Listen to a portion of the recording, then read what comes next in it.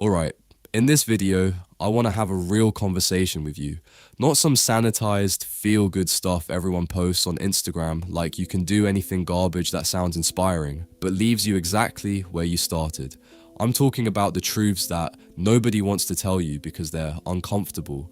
The kind of truths that sting when you first hear them, but if you actually listen, if you actually let them sink in, they'll completely change the trajectory of your life.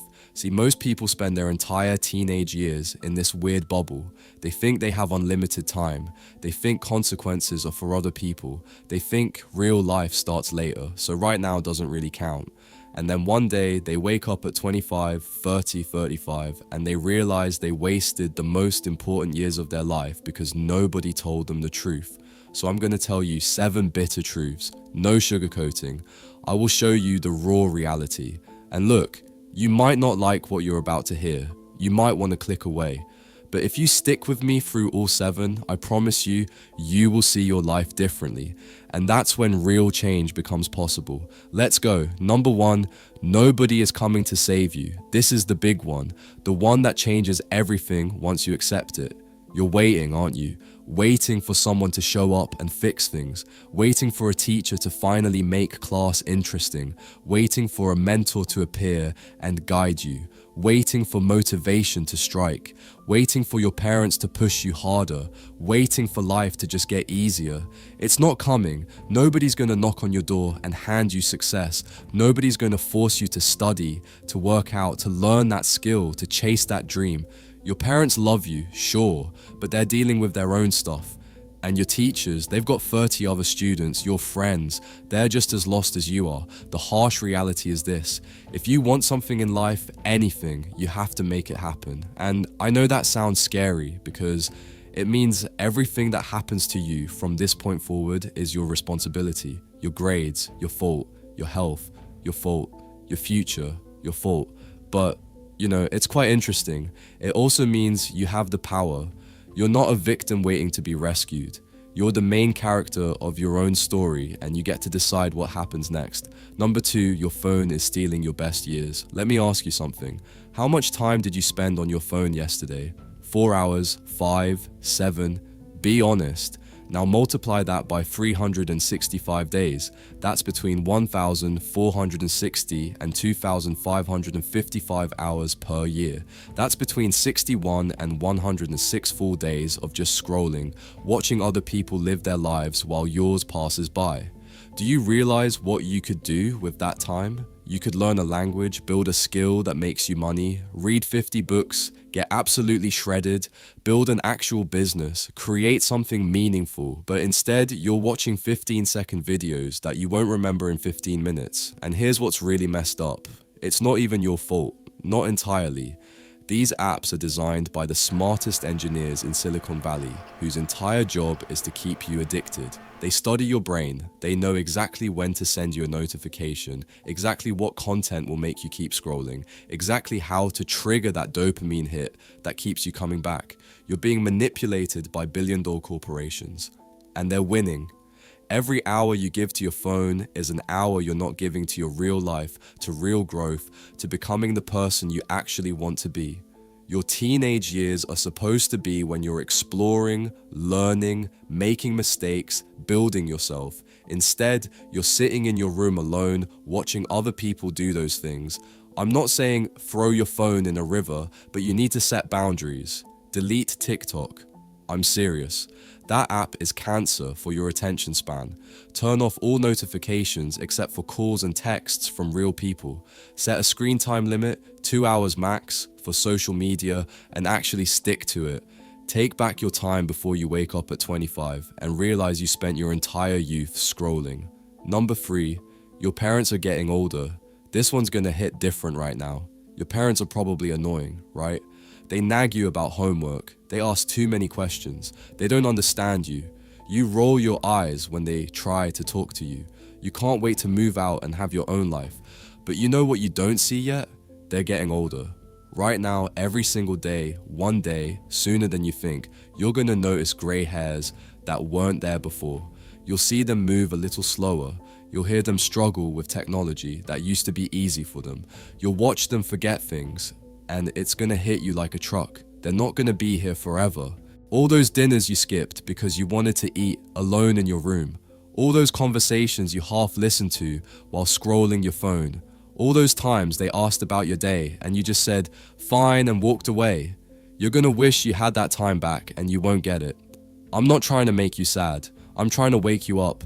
Your parents, whatever kind of relationship you have with them, they're trying. They're doing their best, and the clock is ticking. So please put your phone down at dinner.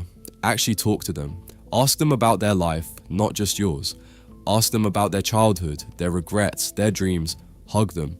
I know it feels weird if you're not used to it. Do it anyway. Take pictures with them.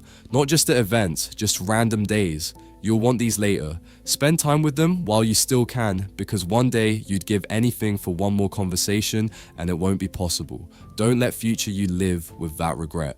Number 4, your habits are building your future right now. You think what you do today doesn't matter. I'll start eating better next week. I'll study hard next semester. I'll start working out when I have more time.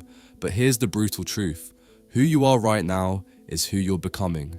Every action you take is a vote for the type of person you are.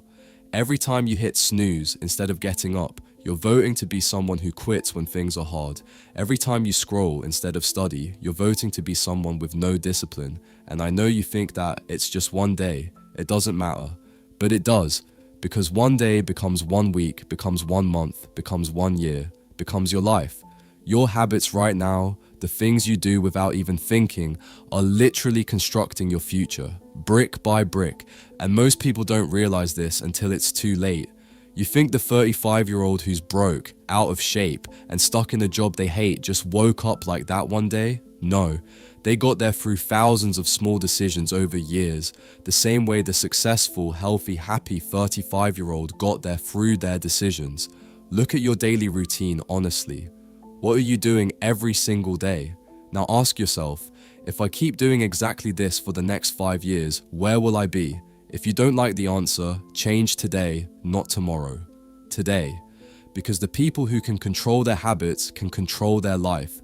People who can't are just along for the ride. Number 5, you will lose friends.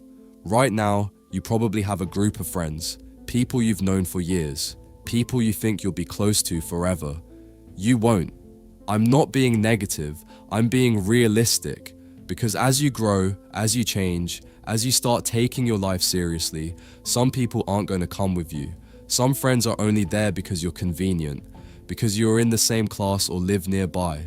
Once you're not, you'll realize there was nothing actually connecting you. Some friends are anchors. They don't want to grow and they'll make fun of you for trying. They'll call you too serious or say you changed when you stop wasting time with them. And some friends, they're just for a season. You outgrow each other, and that's okay. But here's what I learned. It's better to be alone working on yourself than surrounded by people who keep you small. So evaluate your friendships honestly.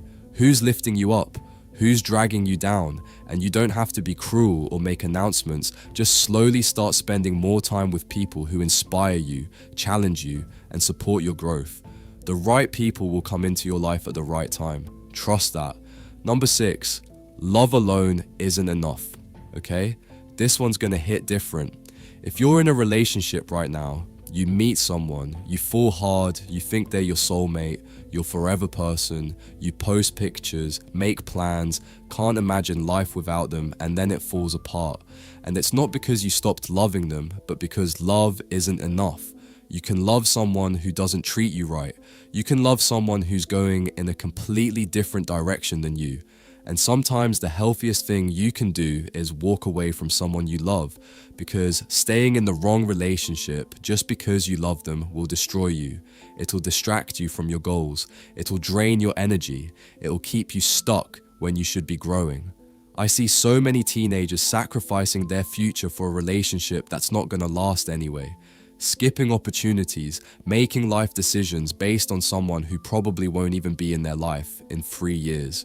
If you're in a relationship, ask yourself, is this person making me better? Are they supporting my growth? Or am I shrinking myself to make them comfortable? And if you're single, don't rush. Don't think you need someone. Use this time to become someone worth finding. Build yourself, because The right person will show up when you're ready, not when you're desperate. Love is important, but it's not everything. Don't sacrifice your entire future for a feeling. Number 7, you will regret wasted time more than failed attempts. Last one, and this might be the most important. When you're older, you know what you're going to regret.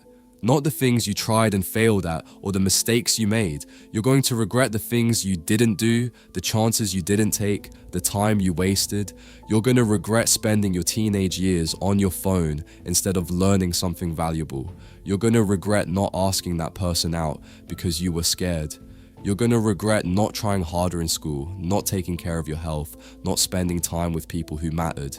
Because wasted time is the one thing you can never get back. You can recover from failure, you can bounce back from embarrassment, but you can't get back the years you threw away doing nothing. Stop playing it safe. Stop waiting for the right time. Try things. Fail. Look stupid. It doesn't matter. At least you'll have stories. At least you'll have growth. At least you'll have lived. The biggest risk isn't trying and failing. It's never trying at all. Look, I get it. This wasn't easy to hear. These truths are bitter for a reason, because they force you to look at your life honestly. And that's uncomfortable, but discomfort is where growth happens. You can ignore everything I just said. You can go back to scrolling, coasting, pretending you have unlimited time. Most people will. Or you can let these truths sink in. You can make different choices. You're young.